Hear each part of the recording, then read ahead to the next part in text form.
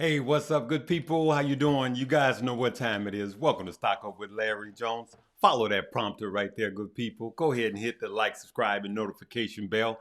If you're new to the page, come on, join the family. Hey, we're just going to stay positive through this market because we know what's to come down the road. All right, good people. Hey, anything I say is not a suggestion for you to buy, hold, or sell. Make sure you never fall for spam in the comment section. Not just on my page, anybody's page. So let's look at what the market is doing. So as you could see, the market came roaring back. Look at this. The Dow closing 580, actually 600 points up. Let's get a refresh going here. That is running a little behind. All right, so actually at this point, the Dow closed at 614. The Nasdaq closed positive 382, and the S&P is actually positive 103. So the numbers look better than this. All right. Hey, we'll take that any day of the week. So there's a lot going on. As you know, there's earnings, and actually Apple is, I'm sorry about that, good people. Apple is reporting at closing bell or after closing bell.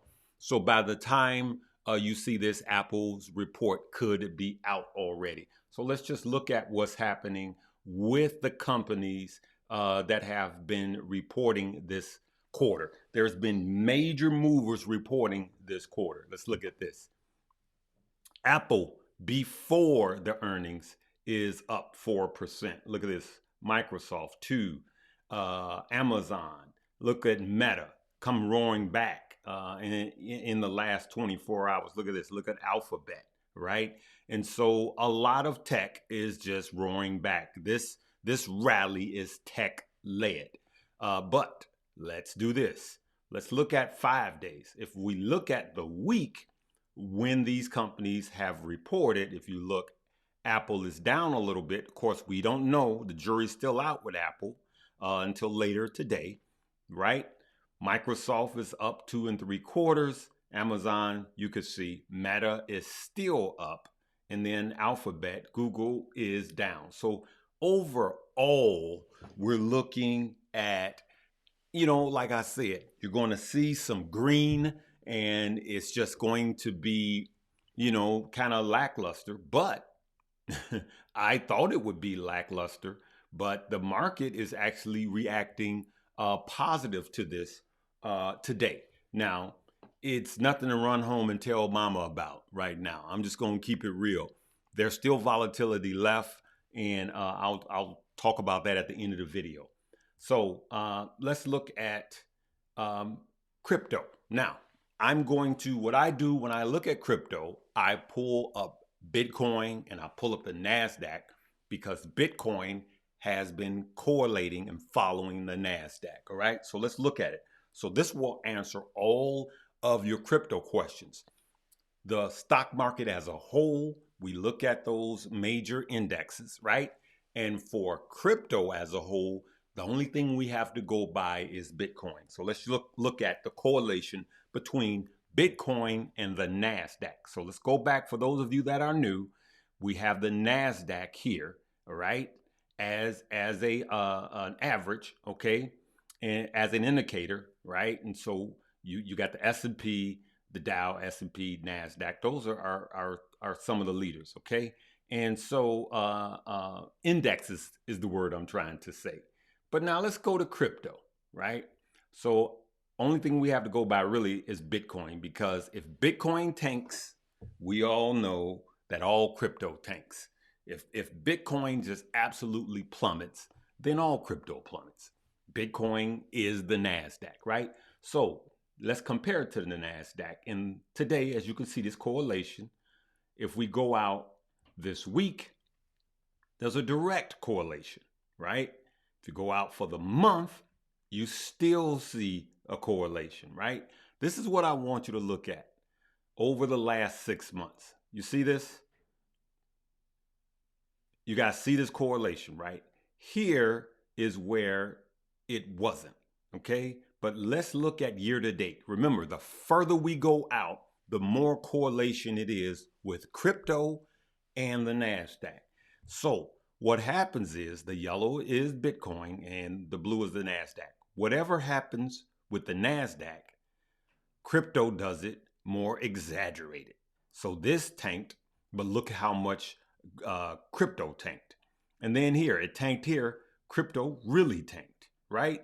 And then the up moves were about the same. As you can see here, it just exaggerates, right? So the NASDAQ goes up a little bit, has a slight bump, crypto has a bigger bump. The NASDAQ goes down and drops, crypto has an exaggerated drop. You guys see it. Up, exaggerated up. And then it correlates right here, but look at here. The NASDAQ up, crypto way up. And you can clearly see the correlation.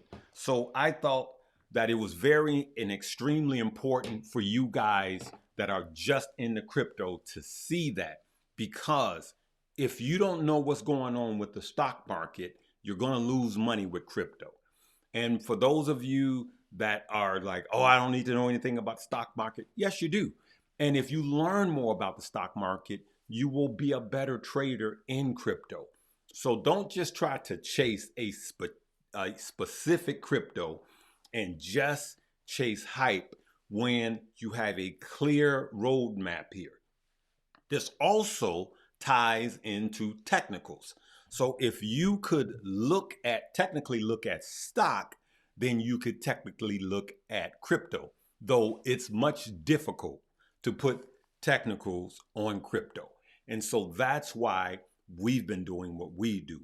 We wait for crypto to tank, and then we load up, and then we continue to cash up until it tanks again. It's just an easier way to get in and make some gains. So these are the things I wanted to show you for crypto that is very important. This is more important than saying, hey, here's the next hot crypto.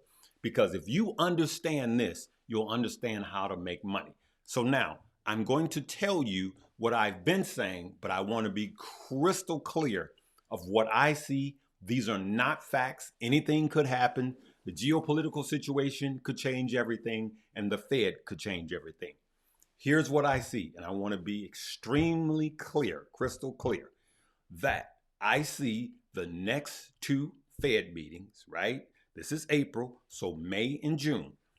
The May FOMC meeting, FOMC, I believe, the May and the June meetings are, I believe, the two most important meetings, two most important Fed meetings for the entire stock market and crypto for this year, because I believe that they are going to go more aggressive. Now, I think that if they just went ahead and just pulled the Band-Aid off, I believe that they could save the market, and the market will absorb the bad news. For instance, they could say, hey, we're going up a half a quarter. I'm sorry, we're going up a 0.5%. So we're going up by 50 basis points. And we plan on going up in June by 50 basis points unless we see some inflation flattening, all right? Peak inflation. Unless we see peak inflation or better than that, inflation slowing down and turning around.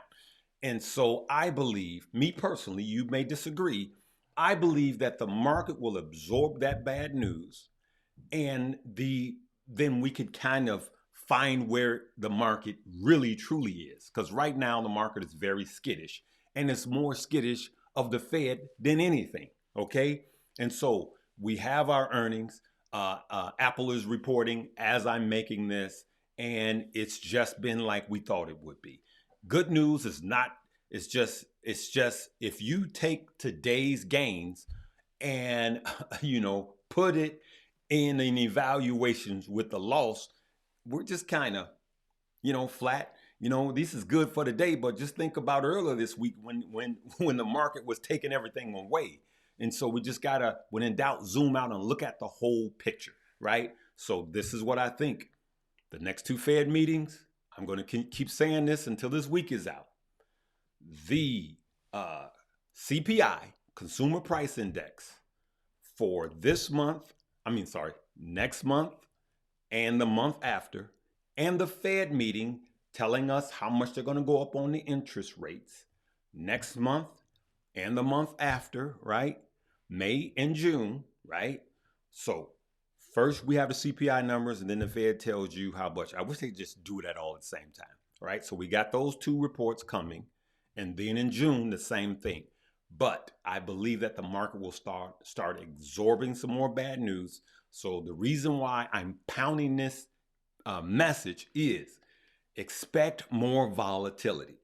You will be able to get some of the stock at a cheaper price, I still believe. I am not loading up on any one stock or any one crypto. I'm not loading up. Now, if you feel that this is the bottom, then you load up. A lot of people think that the S&P is going to go to 4,000. Some people think it's going as low as 3,800, right? Some people think we already hit the bottom, but time will tell. Time will tell. Let's see where it is right now. So right now, the S&P is at 42, right? Some people think it's going down to 4. 4 will be the bottom, and some people think it's going down to 38, right? And so that's all I have for you, good people. You can govern yourselves accordingly. I think there's more volatility to come, and I am planning my moves based on that, and I'm saving my cash.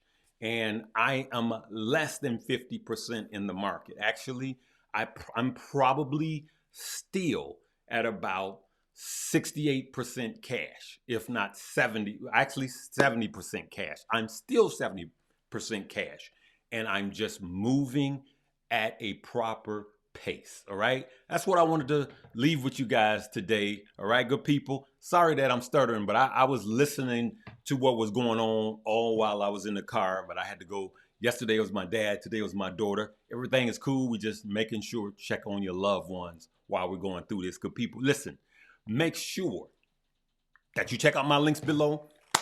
Webull still has it, 1 penny. Deposit 1 penny, you get up to 5 free stock worth up to $9,600, right?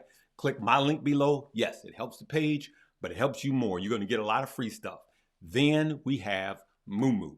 Deposit $100 and now get up to 6 free stock, and each one of those could be worth up to $3,500, right? So that's what I want to say to you guys, and you guys know that we're just getting ready, because long term, we're going to kill it. All right. I'm going to leave it right there, good people. Hey, if you didn't see yesterday's live with myself, Keenan, and Stockmo, I'll leave a link here. Check us out. We had a good time. Very informative. One last thing that I want to say. I misspoke and said I did a section in here that's dealing with warrants.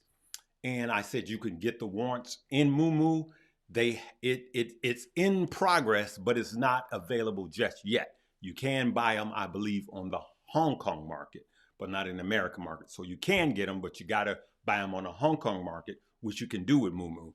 But they are going to be doing OTC stock, and you'll be able to buy the warrants in Moomoo at a later date. All right, leaving it right there. Live, love, laugh. Good people.